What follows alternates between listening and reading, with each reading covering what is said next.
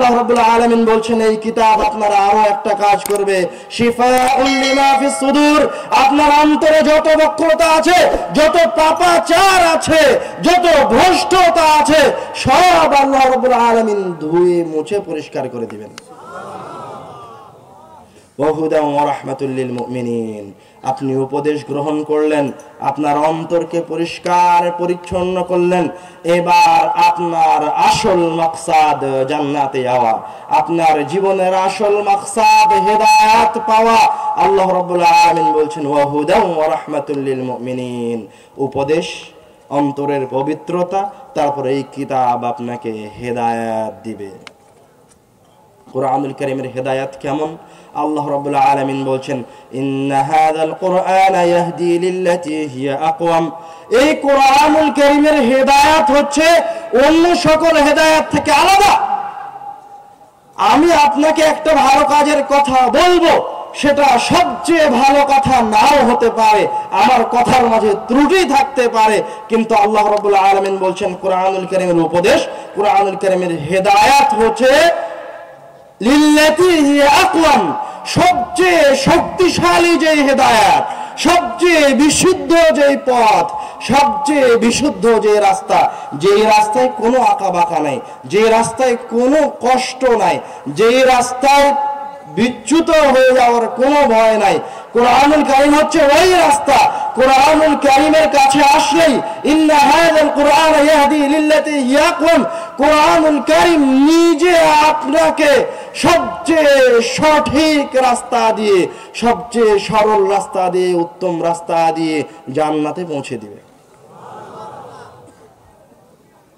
কুরআনুল কারীমের হেদায়েতের কমলতার দিকে যদি আসেন, যে কুরআনুল কারীমের হেদায়েত কি রুক্ষ না কমল, কুরআনুল কারীম কিভাবে মানুষের অন্তরে প্রভাব বিস্তার করে, সেই দিকে যদি আসেন, তাহলে আল্লাহ রাব্বুল আলামিন বলছেন ওয়ালাকিন জাআলনাহু নূরান নাহদি বিহি মান নাশা। আমি কিতাবটাকে একটা আলো, একটা প্রদীপ করে দিয়েছি, নাহদি বিহি মান নাশা, যাকে ইচ্ছা তাকে আমি কিতাব দিয়ে হেদায়েত প্রদান করি। আপনি আরো স্পষ্ট হন। আপনি আপনার সন্তানকে ভালো কাজ করাতে পারবেন, সে যদি আপনার কথা না শুনে তো আপনি তাকে লাঠি দিয়ে সালাতে নিয়ে যাবেন, কিন্তু আপনি তাকে ভালো কাজে নিয়ে যাচ্ছেন কিভাবে? বল প্রয়োগ করে, শক্তি দিয়ে। কিন্তু আল্লাহ রাব্বুল আলামিন বলছেন কুরআনুল কারীমের হেদায়েত যে আপনাকে দিবে, কুরআনুল কারীম যে আপনাকে হেদায়েতে নিয়ে আসবে, জান্নাতে নিয়ে যাবে, এই জায়গায় কুরআনুল কারীম আপনার অন্তরের উপর কোনো বল দিবে না, কোনো বল প্রয়োগ করবে না, কোনো শক্তি খাটাবে না। আল্লাহ রাব্বুল আলামিন একে একটা নূর, একটা প্রদীপের মতো করে দিয়েছেন। আপনি এই কিতাবের আয়াত তেলাওয়াত করলেই আপনার অজান্তে আপনি হেদায়েত পেয়ে যাবেন। আরো স্পষ্ট করে বলি, যে ওমর রাদিয়াল্লাহু তাআলা আনহু মুহাম্মদ সাল্লাল্লাহু আলাইহি ওয়াসাল্লামকে হত্যা করার চিন্তা ভাবনা করছেন, হত্যা করার ঘোষণা দিচ্ছেন, মুহাম্মদ কে, আমি মুহাম্মদকে হত্যা করব, ওই ব্যক্তি, ওই ওমরই যখন কুরআনুল কারীমের আয়াত শ্রবণ করছেন, তখন বলছেন আমাকে মুহাম্মদ সাল্লাল্লাহু আলাইহি ওয়াসাল্লামের কাছে নিয়ে যাও, আমি ইসলাম গ্রহণ করব। কুরআনুল কারীমের হেদায়েতের ঘটনা স্বয়ং আল্লাহ রাব্বুল আলামিন কুরআনুল কারীমে বলেছেন। আমাদের অন্য আলোচনাগুলিতে এই ঘটনা বিস্তারিত বলা আছে, শুনে নেবেন। এই ঘটনা বলে আমাদের আলোচনাকে লম্বা করতে যাচ্ছি না। এবার আমরা কুরআনুল কারীমের কিছু ফজিলতের দিকে যাই। কুরআনুল কারীমের আল্লাহ রাব্বুল আলামিন কিছু শক্তিশালী সূরা রেখেছেন, যেগুলোর উপর আমল করে সহজে এই ইহকালীন জীবনে বিপদ বালা মুসিবত থেকে বাঁচা সম্ভব, পরকালীন জীবনেও যে কোনো ধরনের সমস্যা থেকে বাঁচা সম্ভব, নিজের দৈনন্দিন জীবনের রুটি রোজির উত্তম ব্যবস্থা করা সম্ভব। রাসূল সাল্লাল্লাহু আলাইহি ওয়াসাল্লাম বলছেন, عن عقبة بن عامر رضي الله تعالى عنه قال بينما أنا أسير مع رسول الله صلى الله عليه وسلم। উকবা ইবনে আমির রাদিয়াল্লাহু তাআলা আনহু বলছেন, আমি মুহাম্মদ সাল্লাল্লাহু আলাইহি ওয়াসাল্লামের সাথে সফরে বের হয়েছি। বাইনাল জুহফাতি ওয়াল আবওয়া, সফরে বের হয়ে আমরা জুহফা এবং আবওয়া নামক জায়গার মাঝামাঝিতে পৌঁছেছি। ইযা গাশিয়াতনা রিহুন ওয়া যুলমাতুন শাদীদা, এমত অবস্থায় কঠিন ঝড় শুরু হলো, চতুর্দিকে অন্ধকার হয়ে গেল। ফাজাআল রাসূলুল্লাহ সাল্লাল্লাহু আলাইহি ওয়াসাল্লাম ইয়াতাআওযাযু বিআউযু বিরাব্বিল ফালাক ওয়া আউযু বিরাব্বিন নাস। এই রকম ভয়ঙ্কর পরিস্থিতি থেকে বাঁচার জন্য, নিজের জীবনটাকে বাঁচার জন্য, বেঁচে থাকার জন্য মুহাম্মদ সাল্লাল্লাহু আলাইহি ওয়াসাল্লাম আল্লাহ রাব্বুল আলামিনের কাছে সূরা নাস আর সূরা ফালাক পড়ে আশ্রয় চাইতে লাগলেন এই ঝড়ের কবল থেকে। এবং উকবা রাদিয়াল্লাহু তাআলা আনহুকে বলছেন, ইয়া উকবা তাআওয়ায বিহিমা ফামা তাআওয়ায মুতাআওযিযুন বিমিসলিহিমা। উকবা, তুমি এই দুইটি সূরা তেলাওয়াত করে আল্লাহ রাব্বুল আলামিনের কাছে এই ভয়াবহ বিপদ থেকে পরিত্রাণ চাও। ফামা তাআওয়ায মুতাআওযিযুন বিমিসলিহিমা, কেননা বিপদ থেকে বাঁচার জন্য এই দুইটি সূরার চেয়ে শক্তিশালী কোনো সূরা নাই। عن أمامة الباهلي رضي الله تعالى عنه قال, أمامة باهلي رضي الله تعالى عنه বলেন, قال رسول الله صلى الله عليه وسلم, রাসূল সাল্লাল্লাহু আলাইহি ওয়াসাল্লাম বলেছেন, মান قرأ آية الكرسي دبر كل صلاة مكتوبة, যেই ব্যক্তি 5 ওয়াক্ত সালাতের পরে আয়াতুল কুরসি আল্লাহু লা ইলাহা ইল্লা হুয়াল হাইয়ুল কাইয়্যুম এই আয়াতটি তেলাওয়াত করবে, লাম ইয়ামনাহু মিন দুখুলিল জান্নাতি ইল্লাল মাউত, ওই ব্যক্তিকে জান্নাতে যেতে কোনো কিছুই বাধা দিতে পারবে না তার মৃত্যু ব্যতীত। মানে রাসূল কি বোঝাতে চাচ্ছেন, যে আপনি 5 ওয়াক্ত সালাতের পরে আয়াতুল কুরসি তেলাওয়াত করেন, তো আপনি এখনো জান্নাতে যাননি কেন? মারা যাননি তাই। আপনার আর আপনার জান্নাতের মাঝের প্রতিবন্ধকতা হচ্ছে আপনার মৃত্যু। আয়াতুল কুরসি তেলাওয়াত করেন, জান্নাতে চলে যাবেন। আনাস রাদিয়াল্লাহু তাআলা আনহু থেকে বর্ণিত, তিনি বলেন, যে রাজুলুন ইলান নবী সাল্লাল্লাহু আলাইহি ওয়াসাল্লাম, একজন ব্যক্তি রাসূল সাল্লাল্লাহু আলাইহি ওয়াসাল্লামের কাছে আসলেন, এসে বলছেন, ইয়া রাসূলুল্লাহ, হে আল্লাহর রাসূল, ইন্নী উহিব্বু হাযিহি সূরা কুল হুয়াল্লাহু আহাদ, আমি এই কুল হুয়াল্লাহু আহাদ সূরাটাকে খুব ভালোবাসি। রাসূল সাল্লাল্লাহু আলাইহি ওয়াসাল্লাম তার প্রতি উত্তরে বলছেন, ইন্না হুব্বাকা ইয়া আদখালাকাল জান্নাহ, এই কুল হুয়াল্লাহু আহাদ সূরার প্রতি ভালোবাসা, এই সূরাকে রাত দিন তেলাওয়াত করা তোমাকে জান্নাতে নিয়ে চলে যাবে। কুল হুয়াল্লাহু আহাদ সূরা রাত দিন তেলাওয়াত করার চেষ্টা করেন। আন আবি দারদা রাদিয়াল্লাহু তাআলা আনহু قال, আবু দারদা রাদিয়াল্লাহু তাআলা আনহু থেকে বর্ণিত, তিনি বলেন, قال রাসূলুল্লাহ সাল্লাল্লাহু আলাইহি ওয়াসাল্লাম, রাসূল সাল্লাল্লাহু আলাইহি ওয়াসাল্লাম বলেন, আয়াজিজু আহাদুকুম আন ইয়াকরা ফি লাইলাতিন সুলুসাল কুরআন, তোমাদের মাঝে, আমার সাহাবীর মাঝে, আজকের মজলিসে উপস্থিত মানুষের মাঝে এমন কোন ব্যক্তি আছে যে প্রত্যেক রাত্রে কোরআনুল কারীমের 3 ভাগের 1 ভাগ পড়তে অক্ষম? কেউ কেউ এরকম আছে? তখন সাহাবীরা প্রতি উত্তরে বলছে, কাইফা যালিকা ইয়া রাসূলুল্লাহ, হে আল্লাহর রাসূল, এত বড় কিতাবের 1 ভাগ তেলাওয়াত করা, 3 ভাগের 1 ভাগ তেলাওয়াত করা কি ছোটখাটো বিষয়?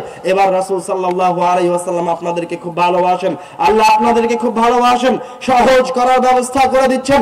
রাসূল সাল্লাল্লাহু আলাইহি ওয়াসাল্লাম বলেন, কুল হুয়াল্লাহু আহাদ তা'দিলু সুলুসাল কুরআন, তুমি যদি শুধু কুল হুয়াল্লাহু আহাদ সূরা তেলাওয়াত করো, আল্লাহ রাব্বুল আলামিন তোমার আমলনামায় কোরআনুল কারীমের 3 ভাগের 1 ভাগ তেলাওয়াতের সমান নেকি লিখে দিবেন।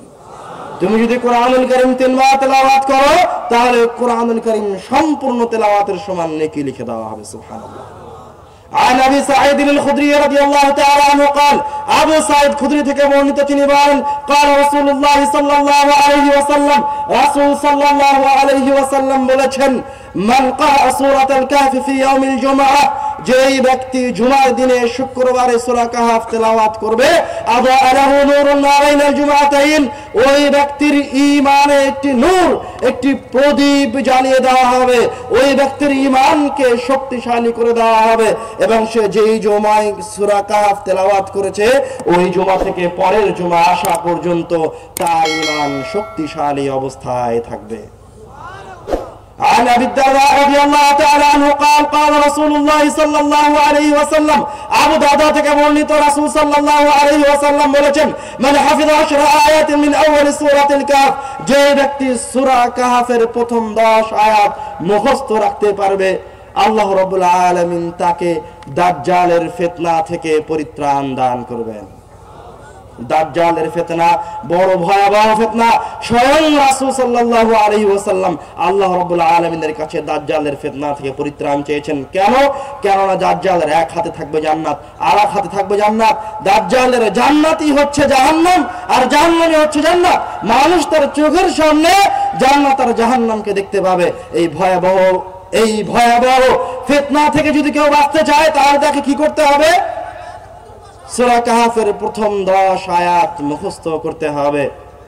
عن أمامة الباهلي رضي الله تعالى عنه قال أمامة باهلي থেকে বর্ণিত তিনি বলেন قال رسول الله صلى الله عليه وسلم রাসূল সাল্লাল্লাহু আলাইহি ওয়াসাল্লাম বলেছেন ইকরাউল কুরআন তোমরা কোরআন তেলাওয়াত করো فإنه يأتي يوم القيامة شفيعا لأصحابه কেননা কোরআন মাজিদ কিয়ামতের দিন যে দুনিয়াবী জীবনে তেলাওয়াত করেছে তার জন্য শাফাআত করতে আসবে।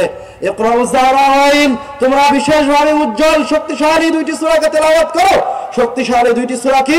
আল বাকারা ওয়া সূরা আলে ইমরান। সূরা বাকারা আর সূরা আলে ইমরান তেলাওয়াত করো। কেন? فإنهما تأتيان يوم القيامة كأنهما غمامتان কেননা এই দুইটি সূরা কিয়ামতের দিনে আকৃতি ধারণ করে আসবে তাদের আকৃতি হবে কান্নাহুমা গামামাতান দুইটি মেঘখণ্ডের মতো, আও কান্নাহুমা গায়ায়াতান অথবা তাদের আকৃতি হবে দুইটি সামিয়ানার মতো, আও কান্নাহুমা ফিরকান মিন তাইরিন সাওয়াফ অথবা তাদের আকৃতি হবে ডানা মেলে উড়তে থাকা দুই ঝাঁক পাখির মতো। তো হাজানি আন আসহাবিহিমা ওই দুইটি সূরা কিয়ামতের দিনে মহান রব্বুল আলামিনের সামনে যখন আপনার বিচার করা হবে, আপনার আমলনামা দাঁড়িপাল্লায় তোলা হবে, তখন ওই দুইটি সূরাকে যারা তেলাওয়াত করেছে ওই দুইটি সূরা তাদের সাথে কিয়ামতের মাঠে অবস্থান গ্রহণ করবে। এখন দাঁড়িপাল্লায় যদি আপনার পাপের পাল্লা ভারী হয়ে যায় তো হাজার আলা সাহাবিহিমা আপনার পাপের পাল্লা যদি ভারী হয়ে যায় তাহলে সূরা বাকারা আলে ইমরান আপনার পক্ষ নিয়ে সাত আসমানের মালিক মহান রব্বুল আলামিনের সাথে আপনার পক্ষ নিয়ে ঝগড়া শুরু করে দিবে। আপনার পক্ষ নিয়ে বাদানুবাদ লিপ্ত হবে, মহান রব্বুল আলামিনের সাথে ঝগড়া করে আপনাকে জান্নাতে নিয়ে চলে যাবে। কোন দুইটি সূরা? সূরা বাকারা আর সূরা আলে ইমরান। রাসূল সাল্লাল্লাহু আলাইহি ওয়াসাল্লাম বলেছেন ইন্নাল কুরআন ইয়ালকা সাহিবাহু ইয়াওমাল কিয়ামাহ হিনা ইয়ানশাকু আনহু কবরহু কাররাজুলি শাহিব যখন মানুষকে পুনরুত্থান করানো হবে, কবর থেকে উঠা